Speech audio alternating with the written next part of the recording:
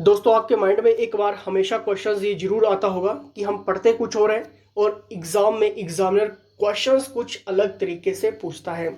आखिर ऐसा होता क्यों है? इसका आंसर मैं आपको लास्ट में बताऊंगा कि ऐसा होता क्यों है।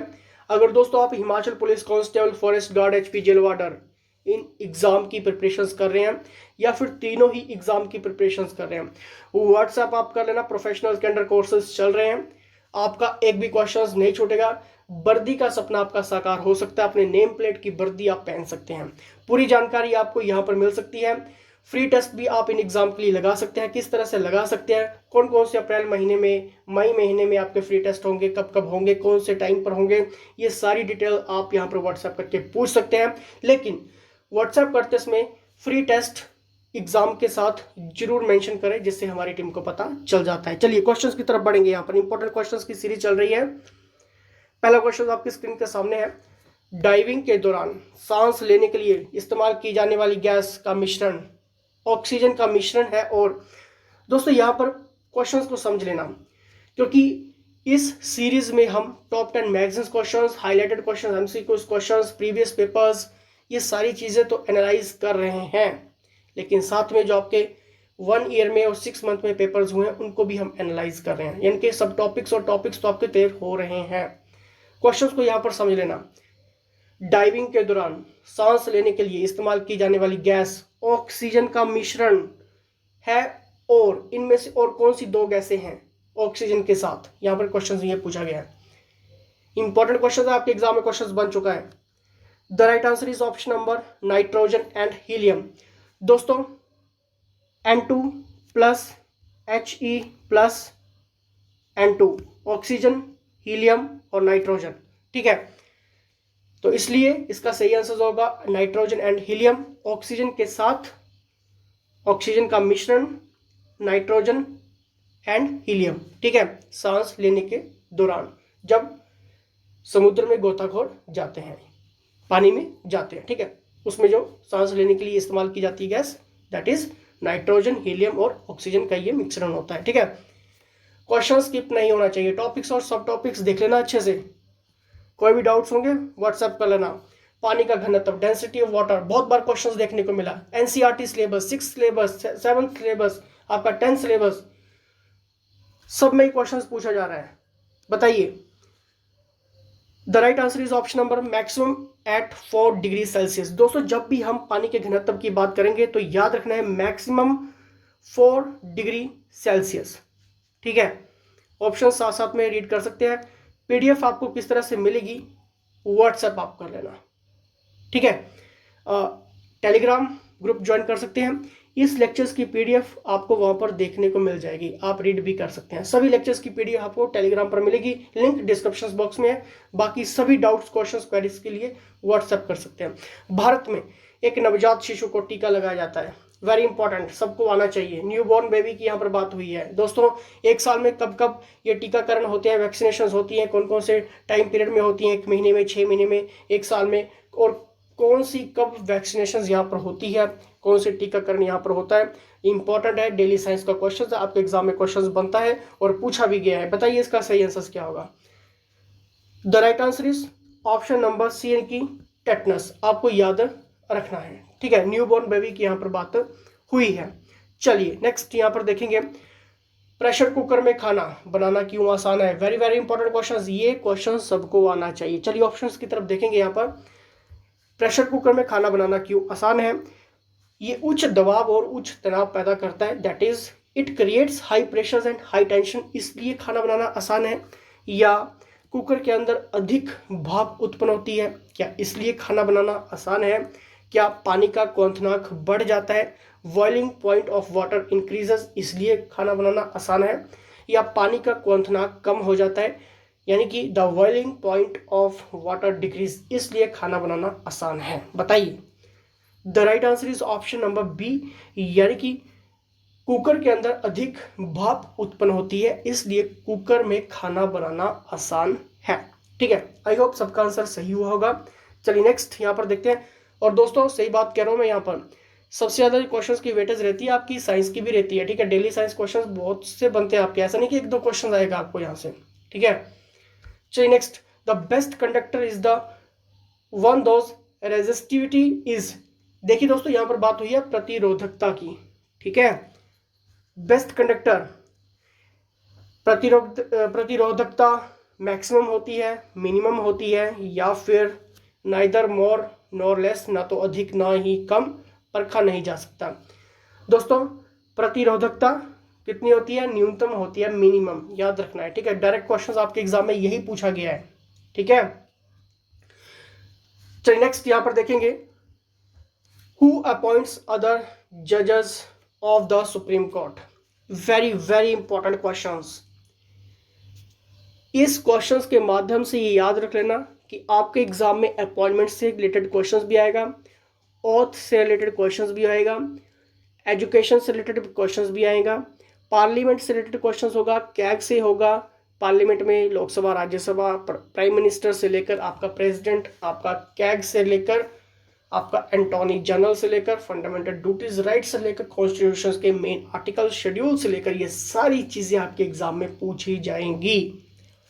लेकिन बात यहाँ पर यह है कि आपको कितने क्वेश्चंस आते हैं और आपको कितना एनालाइज किया है कि पेपर में किस तरह का सिलेबस चल रहा है। ऐसा नहीं कि आप कुछ भी पढ़ते रहें, ठीक है।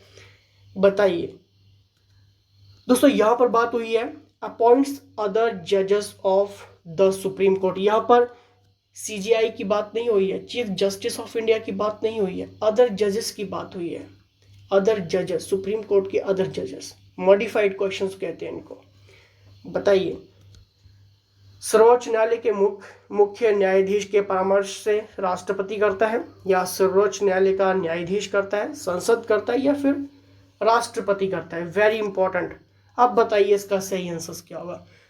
जिसका ये क्वेश्चन सही होगा, जिसका भी क्वेश्चन सही होगा, मान कर चलना, बहुत बढ़िया प्रैक्टिस आपकी। क्वेश्चंस मॉडिफाइड है, ध्यान से देख लेना। बताइए, the right answer is option number A, यानी कि सर्वोच्च न्यायालय के मुख्य न्यायाधीश के परामर्श से। कंसल्टेशंस वर्ड याद रख लेना, क्योंकि यहां पर सीजीआई की बात नहीं हुई थी, चीफ जस्टिस ऑफ इंडिया की बात नहीं हुई थी। उसके साथ जो अदर जजेस होते हैं, कितने भी हो सकते हैं, 2 4 5 6, ठीक है। जितने भी जजेस उसके साथ रहते हैं, उनकी शपथ, उनकी अपॉइंट्स की यहां पर बात हुई है। तो यानी कि कंसल्टेशन कौन करेगा, कौन परामर्श देगा? सीजीआई। और यहां पर अपॉइंट कौन करेगा? राष्ट्रपति करेगा, ठीक है। तो इस टाइप का क्वेश्चन भी आपके एग्जाम में देखने को मिला, ठीक है। तो यानी कि आप ये चीजें स्किप नहीं कर सकते हैं। Members of estimates committee, very important. प्राक्कलन समिति के सदस्य केवल लोकसभा से चुने जाते हैं, लोकसभा और राज्यसभा दोनों से चुने जाते हैं, केवल राज्यसभा से चुने जाते हैं, या फिर इनमें से कोई नहीं? क्या होती है ये एस्टिमेट्स कमेटी? जितना भी फाइनेंशियल से लेकर लेखा जोखा, हिसाब किताब, अगर मैं मोटा मोटा बोलूं, इस कमेटी का काम है, ठीक है। लेकिन इसके सदस्य की यहां पर बात हुई है। राइट आंसर, केवल लोकसभा से चुने जाते हैं ये जितने भी आपके एस्टिमेट्स कमेटी के मेंबर्स होते हैं। क्लियर है? चलिए नेक्स्ट यहां पर देखेंगे, वेरी वेरी इंपॉर्टेंट क्वेश्चंस। निम्नलिखित में से भारत के किस मुख्य न्यायाधीश ने राष्ट्रपति के रूप में काम किया है? इंपॉर्टेंट क्वेश्चंस दोस्तों। अगर मैं इस क्वेश्चंस की बात करूं, आपके टॉप 10 मैगजीन्स में क्वेश्चंस हाईलाइटेड है, आपके सेंट्रल लेवल के एग्जाम में भी क्वेश्चंस देखने को मिले, चाहे मैं रेलवे की बात करूं या फिर एनटीपीसी की बात करूं या फिर अदर, और आपके हिमाचल में भी एग्जाम रिपीट में क्वेश्चंस हुआ, क्योंकि ये टॉप 10 मैगजीन्स का हिस्सा है। बताइए, right answer is option number A, यानी कि जस्टिस एम हिमायतुल्लाह। कोई भी डाउट्स है, कोई भी क्वेश्चन है, व्हाट्सएप कर लेना, आपका वर्दी का सपना साकार होना चाहिए। नेक्स्ट यहां पर देखेंगे, स्थायी बंदोबस्त की एक विशेषता थी। परमानेंट सेटलमेंट वाज और features of, very very important questions highlighted है, क्वेश्चंस पूछा जा रहा है और बहुत से एग्जाम में क्वेश्चंस देखने को मिला है। दोस्तों जब भी हम परमानेंट सेटलमेंट की बात करते हैं, स्थायी बंदोबस्त की बात करते हैं, क्या ये रेतवाड़ी व्यवस्था थी, महलबाड़ी व्यवस्था थी, जमींदारी, या फिर इनमें से कोई नहीं, जमींदारी सिस्टम। ठीक है, स्थायी बंदोबस्त की एक विशेषता थी कि ये जमींदारी व्यवस्था थी। ठीक है, जमींदारी सिस्टम आपको याद रखना है। चलिए नेक्स्ट यहां पर देखेंगे, सिख गुरुओं में से किसने गुरुमुखी लिपि की स्थापना की? 3 धर्म अच्छे से पढ़ के चले जाना किसी भी एग्जाम में, जैन धर्म, सिख धर्म, बौद्ध धर्म। यहां से क्वेश्चंस डायरेक्ट होता है, डायरेक्ट। आप इन चीज़ों को स्किप नहीं कर सकते, लेकिन आपको ये पता होना चाहिए कि क्वेश्चंस का लेवल क्या चल रहा है, किस तरह का क्वेश्चंस पूछा जा रहा है, और आगे क्वेश्चंस का डिमांड जो टॉप 10 मैगजीन्स में किस तरह का है। नहीं पता लग रहा है, व्हाट्सएप कर लेना। बताइए, the right answer is option number A, यानी कि गुरु अंगद। चलिए नेक्स्ट, अम्लीय वर्षा पर्यावरण के प्रदूषण के कारण होती है। बहुत बार ये क्वेश्चन देखने को मिला होगा आपको, आपने 10th का पेपर भी दिया होगा, उसमें भी आपने बोर्ड का एग्जाम दिया होगा, उसमें भी आपको ये क्वेश्चन देखने को मिला होगा।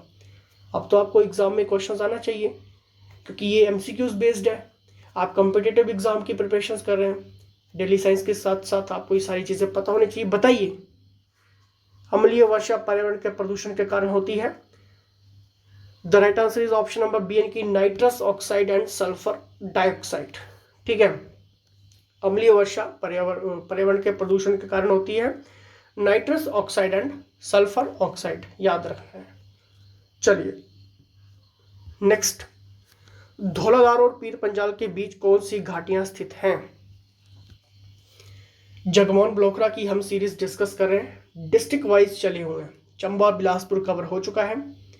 हमने इकोनॉमी से लेकर, माउंटेन से लेकर, हिस्ट्री से लेकर सब कुछ उसमें MCQs बेस्ड डिस्कस कर रहे हैं डीपली।